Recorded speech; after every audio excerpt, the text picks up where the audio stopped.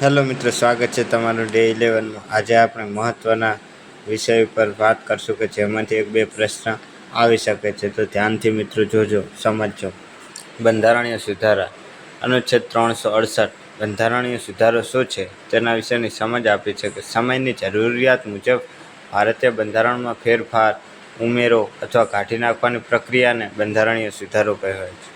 અનુચ્છેદ 368 આ મિત્રો મોસ્ટ એક ક્વેશ્ચન પૂછાઈ શકે છે। બંધારણમાં સુધારો કરવાની સત્તા સંસદને આપે છે।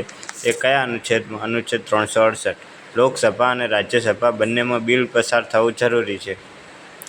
રાષ્ટ્રપતિની મંજૂરી પછી સુધારો અમલમાં આવે છે। મિત્રો મોસ્ટ આમાંથી આવી જ શકે છે એક ક્વેશ્ચન તો 100%। સુધારાના પ્રકાર: સરળ બહુમતીથી એટલે કે નવા રાજ્યની રચના કરવાની, રાજ્યની સીમામાં ફેરફાર કરવાનો, નાગરિકતા સંબંધિત બાબતો પર ધ્યાન આપવાનો। બી છે વિશેષ બહુમતીથી એટલે કે બંને ગૃહોમાં હાજર અને મતદાન કરનાર સભ્યો 2/3 મત તથા કુલ સભ્ય સંખ્યાની બહુમતીથી।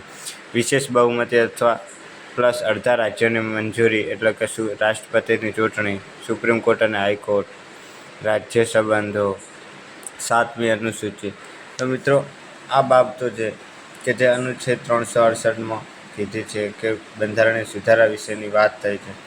આપણે હવે આમાંથી એક બે ક્વેશ્ચન આવી શકે છે, તેનું ધ્યાન રાખો।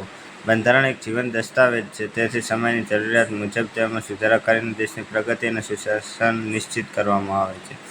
હવે આપણે વાત કરશું મહત્ત્વના બંધારણીય સુધારા। મિત્રો મોસ્ટ આમાંથી 1 થી 2 ક્વેશ્ચન 100% આવશે, ગેરંટી આપીને કહું છું। કે પહેલો સુધારો 1951માં 9મી અનુસૂચિ ઉમેરાઈ। બીજો 24માં સુધારો 1971માં સંસદને મૂળભૂત અધિકારોમાં સુધારો કરવાની સત્તા આપી।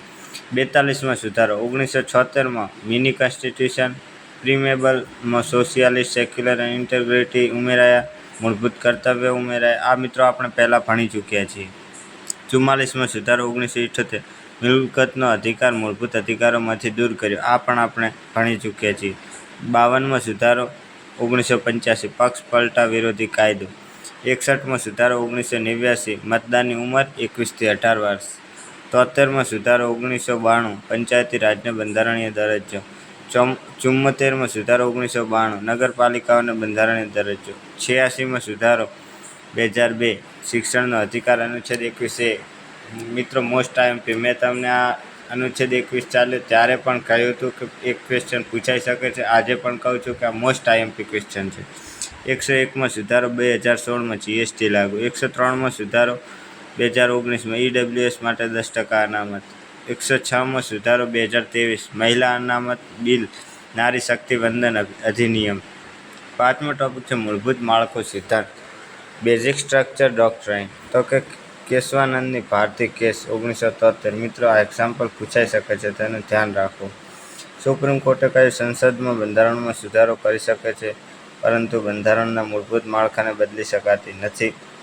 મૂળભૂત માળખાના ઉદાહરણો છે બંધારણની સર્વોચ્ચતા, લોકશાહી, ધર્મનિરપેક્ષતા, કાયદાનું શાસન, ન્યાયતંત્રની સ્વતંત્રતા, સંઘીય વ્યવસ્થા। તો કે બંધારણ એક જીવન દસ્તાવેજ છે, સમયની જરૂરિયાત મુજબ તેમાં સુધારા શક્ય છે, પણ તેની મૂળભૂત ઓળખ અસ્પૃશ્ય છે। તો મિત્રો આ તમે આટલું કરશો તો તમારે 1 થી 2 માર્ક્સ 100% પાક્કા થઈ જશે। હવે આપણે આમાંથી કયા ક્વેશ્ચન આવે છે તેના વિશે વાત કરીએ। 15 એવા ક્વેશ્ચન લઈએ કે જે મોસ્ટ છે। પહેલો ક્વેશ્ચન છે બંધારણમાં સુધારો કરવાની જોગવાઈ કયા અનુચ્છેદમાં છે? તો કે અનુચ્છેદ 368। બંધારણમાં સુધારો કરવાની સત્તા કોને છે? તો સંસદને। સંસદના બંને ગૃહોમાં સુધારા બિલ પસાર કરવા માટે શું બહુમતી જરૂરી છે? તો કે 2/3 વિશેષ બહુમતી। બંધારણમાં સુધારા માટે કેટલા પ્રકારની બહુમતી જરૂરી છે? તો કે 3 પ્રકારની। કયા પ્રકારના સુધારા માટે માત્ર સરળ બહુમતી પૂરતી છે? તો કે નવું રાજ્ય બનાવવા માટે। કયા પ્રકારના સુધારા માટે વિશેષ બહુમતી અથવા અડધા રાજ્યોની મંજૂરી જરૂરી છે? બંને જરૂરી છે। તો કે 7મી અનુસૂચિમાં ફેરફાર। પહેલો બંધારણ સુધારો કયા વર્ષમાં થયો હતો? તો 1951। 9મી અનુસૂચિ કયા સુધારાથી ઉમેરવામાં આવી? પહેલો સુધારો। પ્રિમેબલમાં સોશિયાલિસ્ટ, સેક્યુલર, ઇન્ટિગ્રિટી શબ્દો કયા સુધારાથી ઉમેરાયા? 42મો સુધારો મોસ્ટ ક્વેશ્ચન છે મિત્રો। મૂળભૂત કર્તવ્યો કયા સુધારાથી ઉમેરવામાં આવે છે? 42મો સુધારો। મિલકતનો અધિકાર મૂળભૂત અધિકારમાંથી કયા સુધારામાંથી દૂર કરાયો? 44મો સુધારો। મતદાનની ઉંમર 21 થી 18 વર્ષ કયા સુધારાથી કરવામાં આવે? 61મો સુધારો. પંચાયતી રાજના બંધારણીય દરજ્જો કયા સુધારાથી મળ્યો? 73મો સુધારો. નગરપાલિકાઓને બંધારણીય દરજ્જો કયા સુધારાથી મળ્યો? 74મો સુધારો. જીએસટી લાગુ કરવા માટે કયો બંધારણીય સુધારો કરવામાં આવ્યો છે? તો કે 101મો સુધારો. મૂળભૂત માળખું સિદ્ધાંત. તો કે આપણે કેશિયાનંદ ભારતી કેસને જોયું.